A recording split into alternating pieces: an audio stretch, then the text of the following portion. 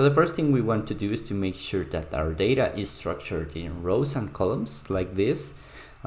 We want to compare or see how each of those variables are related or where they are not related.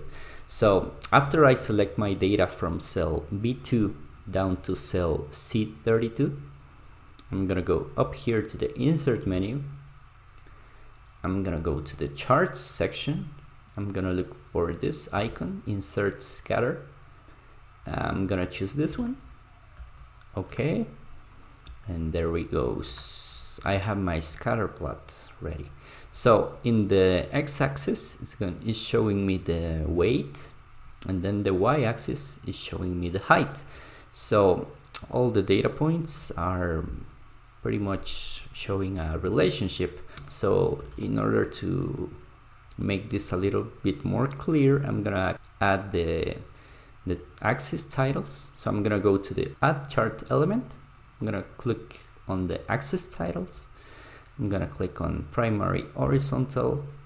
All right, then I'm gonna do the same for primary vertical, and I want to edit this so that it says height, and then the x-axis is supposed to say weight. Okay, there we go. Now as a final step, we want to see how those variables are related and if there is a trend. So I want to select my chart, and after I do that, I can click on add chart element, and I'm gonna look for the trend line.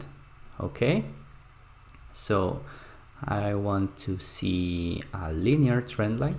So if I add it, you can see that most of my data points are gonna be between this this line, which displays the tendency of my data points. Of course, this is a small data set. I don't have too many data, but this trend line gives you a good insight of how your data is correlated or not. So in a different video, I'm gonna show you how to format this chart so that it looks better for you to analyze it.